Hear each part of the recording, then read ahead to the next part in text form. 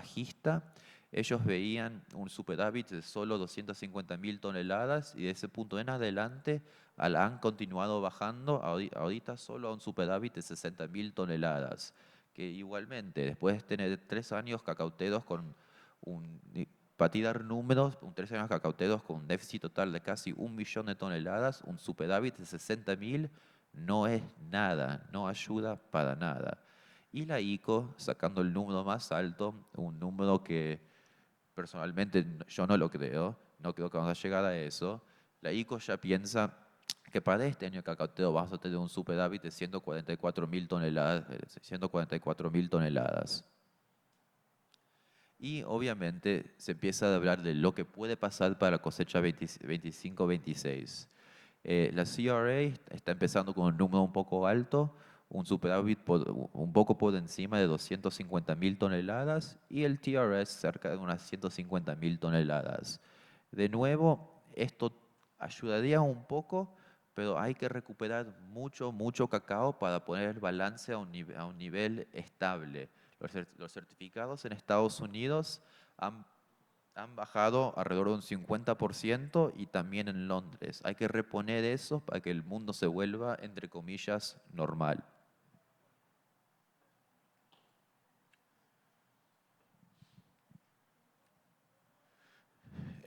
Entonces, en Costa de Marfil y Ghana, lo que hace el gobierno, ellos venden casi toda la cosecha completa antes de la cosecha. Entonces, ya para esta época del año, para la cosecha 25-26, que empieza en octubre, típicamente tienen casi toda la cosecha principal vendida. Debido a toda esta incertidumbre, ellos solo han vendido unas 400.000 toneladas métricas para el 25-26. ¿Qué te dice eso? Que hay mucho cacao que ellos todavía tienen que vender, que los precios altos a corto plazo no es que no deberían, pero por ahí no dudan tanto porque todavía tienen que vender unas 1 millón de toneladas de cacao para cosecha principal. En Ghana la situación está hasta peor. En el Cocobote Ghana solo ha vendido unas 100.000 toneladas para la próxima cosecha y esto se compara con medio millón de toneladas en, digamos, términos normales. También para compensar todo lo que está pasando, Ghana está pensando empezar su cosecha principal 2 meses más temprano. ¿Por qué hacen eso? Imagínate, si el productor solo está ganando el 30% del precio mundial de cacao, ¿qué pasa? El cacao sale como contrabando. Van a los vecinos, van a Togo, van a Sierra Leona, van a Guinea, a cualquier otro país que te pagan más. Porque no tiene sentido vender su cacao a esos niveles tan bajos. Y para verlos en términos de gráficos, esa línea roja es el 25-26 y esos son los últimos 6 años cacauteros que tuvimos. Están muy por detrás del ritmo. ¿Por qué también están por detrás del ritmo? Es porque no pueden tener más defaults de contratos. Ambos países tuvieron defaults masivos de contratos. Los europeos, los asiáticos y los americanos van perdiendo más y más fe en la producción y el manejo de la CCC. En Ghana también estamos teniendo el mismo problema, que tampoco están vendiendo mucho a plazo. ¿Por qué? Mucha gente no le tiene fe que pueden cumplir con esos contratos. ¿Qué puede ser Latinoamérica para mejorarse en el panorama mundial? Es cumplir con los contratos, asegurarse que tu comprador final reciba lo que ellos tengan y hacerle buena competencia a los africanos y aparte poder, esperemos, vender con mejor diferencial.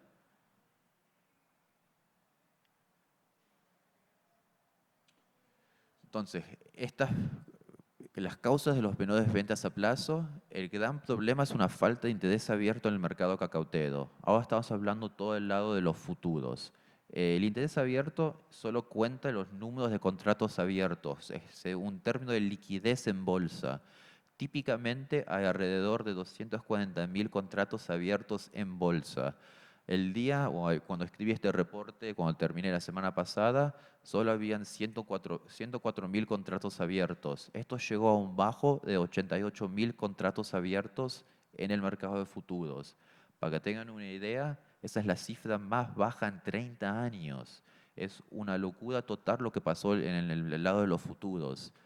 Y obviamente, si Costa Marfil y Ghana, si ellos no venden a plazo, el origen, perdón, la industria no se va a arriesgar a comprar.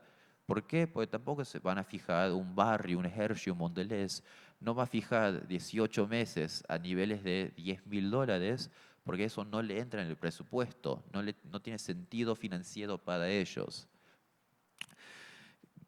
Antes, en un mundo normal, el cacao, en términos de la industria, ellos fijaban de 18 a 24 meses en adelante.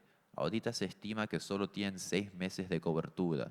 ¿Por qué hacen eso? Porque la curva de futuros está completamente invertida, lo que significa que es un mercado alcista y que cada vez que tienen que hacer el switch, o sea, de pasar de un mes a otro, ellos van a perder mucha, mucha plata. Entonces, para ellos no tiene sentido ir vendiendo, ir comprando a plazo con una curva invertida sin saber lo que va a pasar con la próxima cosecha.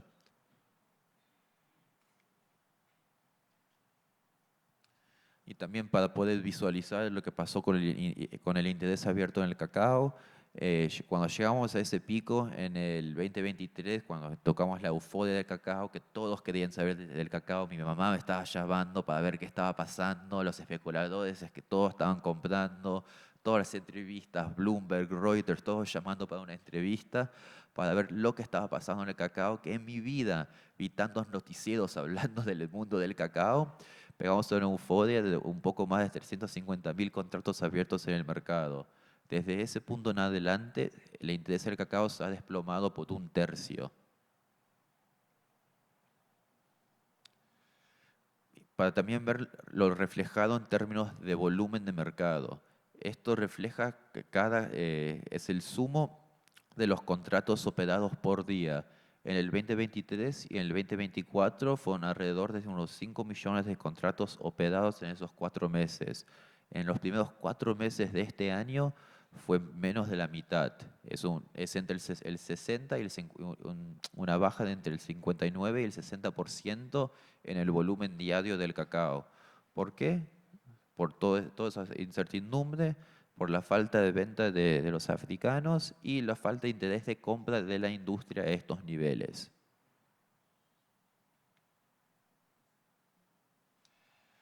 Entonces, ¿qué causas o cuáles son los problemas con la falta de liquidez? Primero, tenemos ofertas en el mercado con un bid-ask mucho más amplio. Es mucho más difícil fijar tu cacao con un spread más pequeño. Si te levantas a la mañana y ves que está el bid unos 40, $60 por debajo del ask.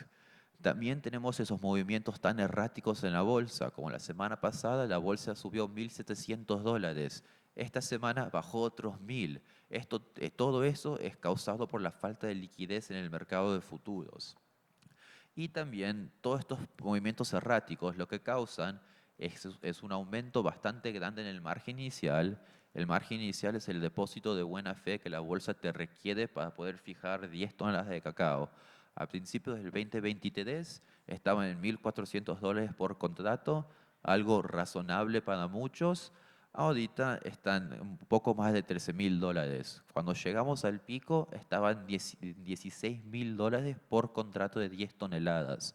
¿Qué causa eso? Muchos tienen que salir del mercado, no tienen el capital, no tienen la liquidez. Al final del día, el productor tiene que ponerle plata a la finca. Tu negocio no es operar futuros, tu negocio es vender cacao. Y no puedes tener todo tu capital metido en la bolsa metido en la bolsa. Y como lo mencioné antes, tuvimos muchos años de El Niño y la Niña y finalmente el ENSO, la CPC, está pronosticando, digamos, situaciones climáticas normales por lo que va del año. Con eso esperemos tener un tipo de recuperación en la cosecha mundial, pero al final del día, si todos estos problemas sistemáticos en África siguen, la poca poda, los árboles viejos, digamos, enfermedades del brote hinchado, quién sabe lo que va a pasar para el 2025-2026.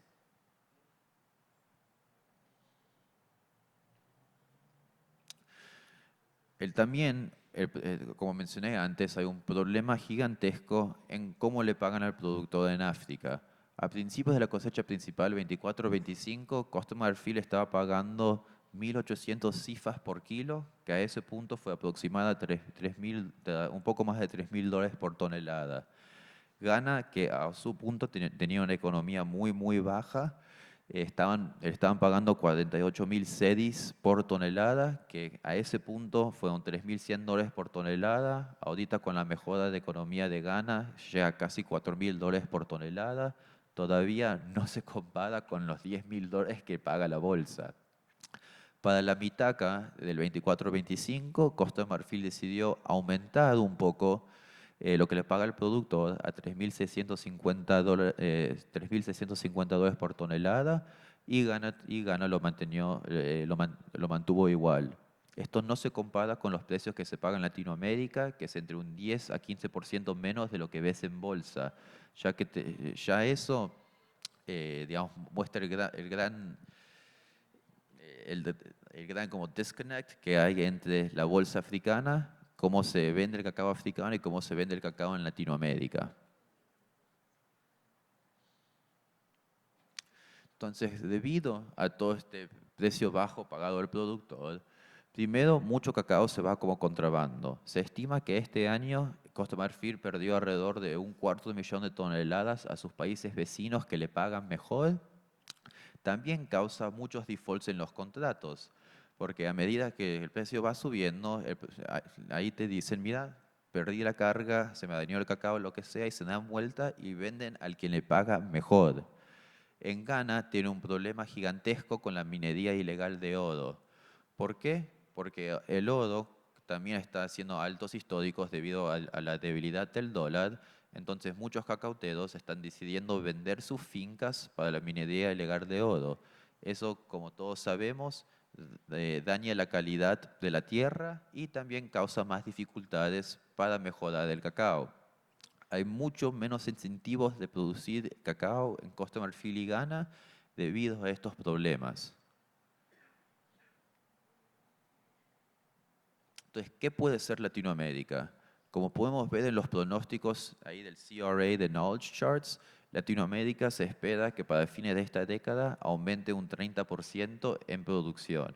Estos en países como Brasil, Colombia, República Dominicana, Ecuador, Venezuela está un poquito estancado en producción, pero Brasil, si ellos de verdad se ponen las pilas y deciden llegar a su meta de 1,6 millones de toneladas, se pueden convertir monstruos a niveles mundial. Casi todos en Latinoamérica están mejorando la productividad de cacao, mientras que en África la tendencia claramente es bajista.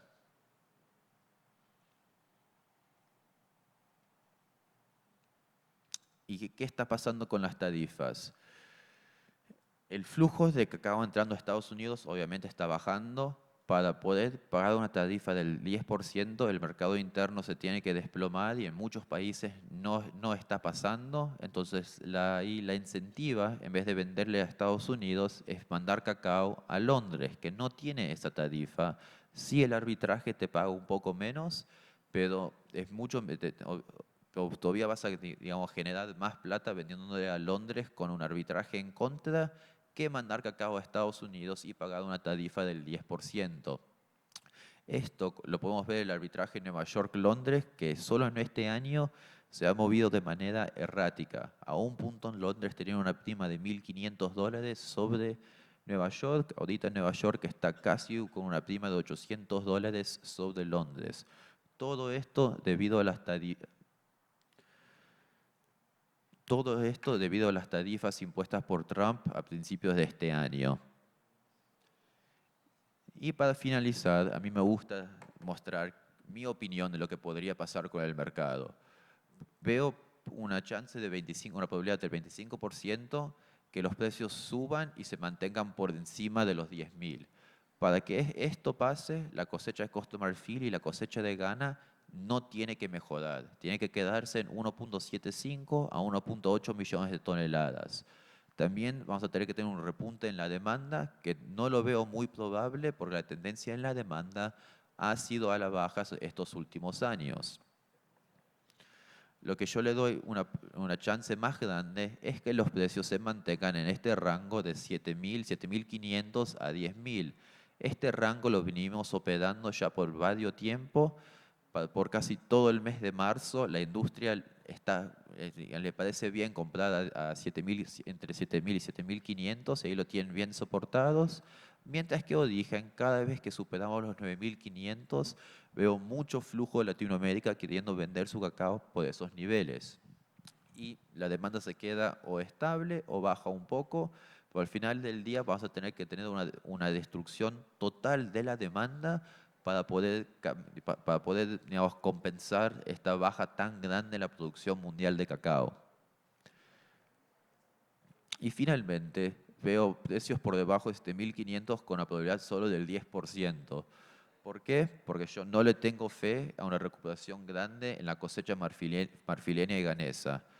Y tampoco veo una caída tan grande en la demanda, porque mi pensamiento es cuánto tendría que aumentar la barril de chocolate para que la gente la pare de comprar.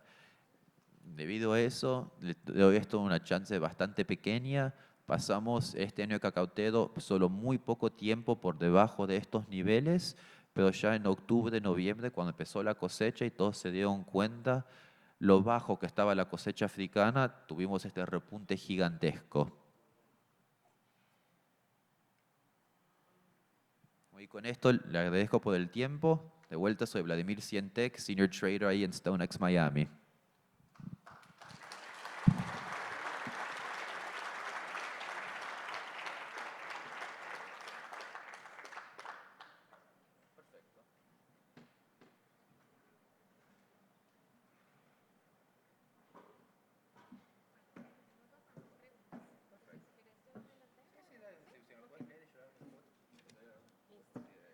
Bueno, muchas gracias, Vladimir. Tenemos bastantes preguntas. Bueno, la primera pregunta es, si la CCB y Cocobot pagan tan poco al productor, ¿a qué se debe la deuda tan grande que tienen y a quién le deben? Entonces, el Cocobot lo que ellos hacen es sacan préstamos a principios de año a base de sus pronósticos de venta. Sacaron préstamos muy por encima para tener una producción cerca de 750.000 toneladas, y como fallaron con eso, se quedó esa deuda gigantesca en el Cocobot. La CCC, más por todo, fueron por defaults de contratos que también por la baja productividad le dejaron debiendo mucho cacao a Europa, lo que causó esa deuda gigantesca en la CCC. Gracias. La siguiente pregunta, ¿qué estrategias se están desarrollando en el mundo para incentivar el consumo de chocolate? Honestamente, veo muy poco incentivo para, digamos, para mejorar el consumo de chocolate.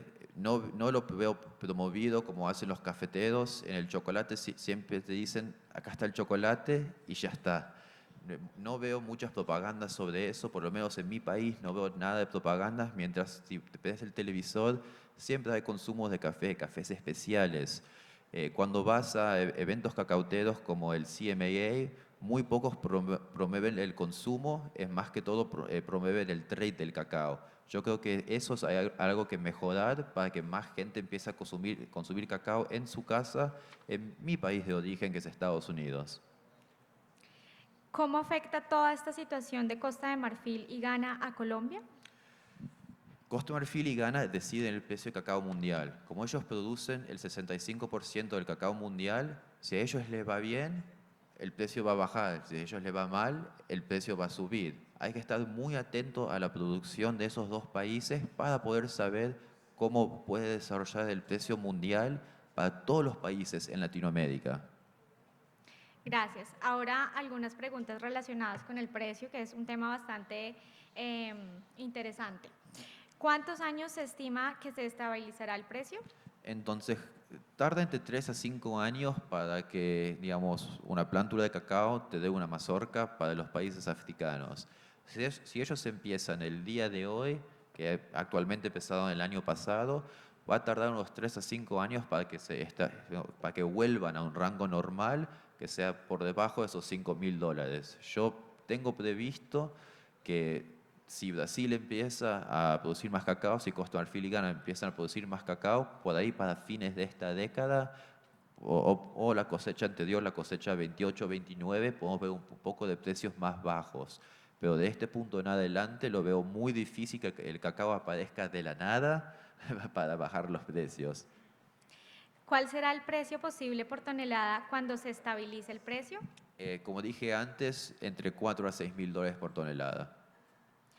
El precio en bolsa está a un precio, pero los compradores ofrecen a menos bolsa. ¿Esto a qué se debe? Bueno, es muy difícil para él en la industria que te diga el cacao está a 10.000 y te voy a pagar un diferencial de más 1.000. Ya eso se les complica un poco en el presupuesto. La industria está buscando comprar cacao barato y por eso ofrecen diferenciales un poco más, un poco más bajos de bolsa. También para los cacaos, digamos, con planes de sostenibilidad, hasta escuchando a unos clientes me dicen, mira, me quieren bajar esta prima porque no quieren pagar más para el cacao.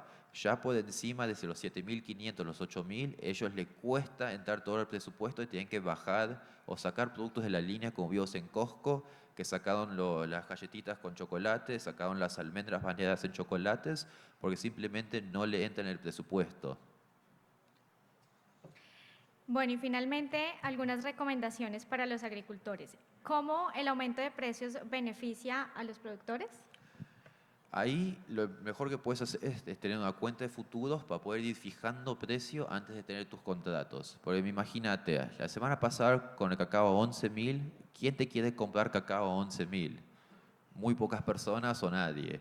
Pero con una cuenta de futuros abierta, lo que ustedes pueden hacer es pueden vender futuros, fijar precio a ese nivel mientras buscan contratos con una contraparte. Y digamos que en este ejemplo, un ejemplo loco, vos vendiste futuros a 11.000, encontraste un cliente cuando el precio estaba a 7.000, vos le vendés a tu cliente a 7.000, pero cerrás tu posición en bolsa a 7.000. La bolsa te compensa esos 5.000 dólares por tonelada, que equivale a tener una venta total a, a esos 11.000, 12.000 dólares.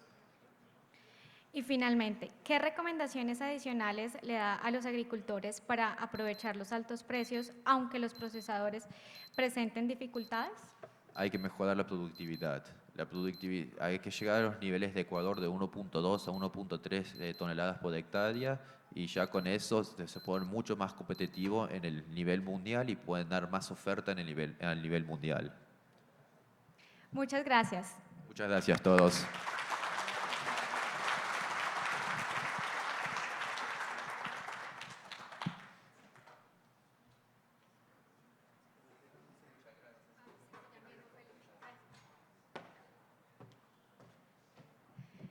Bueno, muchas gracias, Vladimir, por la claridad que nos has dado. Seguramente surgen muchas preguntas de los asistentes que podrán discutir en los diferentes espacios de refrigerio y también durante el almuerzo. Continuando con nuestra agenda, queremos invitar a que nos acompañen en el escenario 3 productores de cacao que se han destacado por su apuesta a la productividad del cacao y la diversificación de ingresos a través de cultivos complementarios.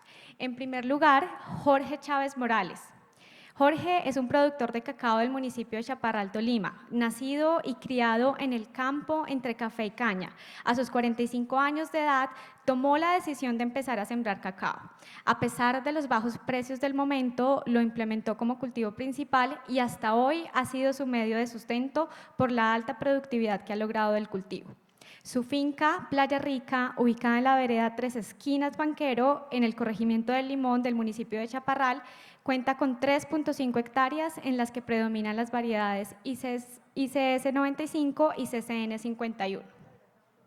También invitamos a Ramiro Castañeda Osorno, productor de cacao del municipio de Anserma Caldas. Con 49 años de edad, ha sido agricultor toda la vida gracias al amor por el trabajo y el campo que le inculcó su padre.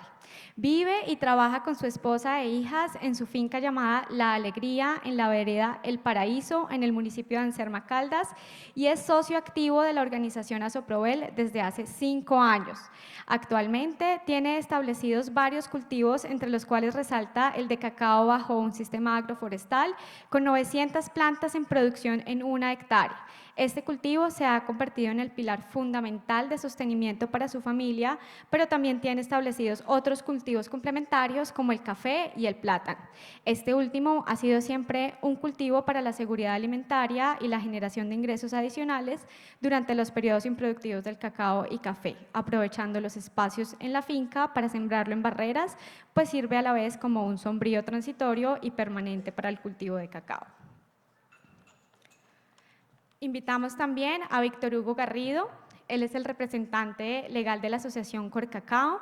Con 28 años, es un joven líder rural oriundo de Rivera, Huila, donde reside en la finca Patio Bonito de la vereda La Honda. Desde temprana edad, Víctor Hugo ha demostrado una profunda pasión por el cultivo del cacao y el trabajo organizacional y se ha preparado para ello. Es bachiller agrícola, técnico en manejo ambiental y actualmente cursa tercer semestre de agronomía en la Universidad Nacional Abierta de Distancia. Actualmente se desempeña como representante legal de la Asociación de Jóvenes Emprendedores de Rivera, dedicada a la comercialización del cacao, que representa a más de 100 agricultores de cacao en el municipio. Víctor Hugo ha sido reconocido por su compromiso con la transformación de la producción primaria del cacao en la región. Su enfoque en la innovación y el desarrollo sostenible ha sido fundamental para mejorar la competitividad de los productores locales. Un aplauso, por favor, para nuestros invitados.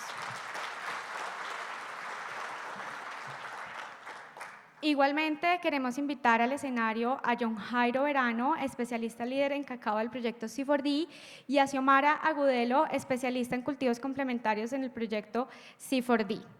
John Jairo es ingeniero agrónomo de la Universidad Nacional de Colombia en el año 2006. Tiene 15 años de experiencia específica en cacao en 15 departamentos productores en Colombia, 9 de ellos a través de proyectos de cooperación internacional, con lo cual ha logrado una amplia experiencia en extensión rural, trabajando con comunidades a través de las asociaciones de productores presentes en los territorios. Como especialista líder, John Jairo está a cargo de la línea técnica, del seguimiento y coordinación de la ejecución de las actividades de extensión rural del proyecto C4D, enfocándose en el cumplimiento de los factores de éxito para el cultivo de cacao con el fin de lograr mayor productividad y calidad. Invitamos también a Xiomara Agudelo, quien es ingeniera agrónoma y máster en sistemas de producción agropecuaria de la Universidad de Caldas. Cuenta con más de 13 años de experiencia profesional, habiendo participado en proyectos de investigación y extensión rural en cultivos como plátano, cacao, café, cítricos, aguacate y forrajes, con énfasis en cambio climático, huella de carbono y sostenibilidad agrícola. Como especialista en cultivos complementarios del proyecto C4D, Xiomara está a cargo de la capacitación, monitoreo y ejecución de actividades técnicas en los cultivos de plátano y también de la capacitación, monitoreo y ejecución de actividades técnicas para liderar los procesos.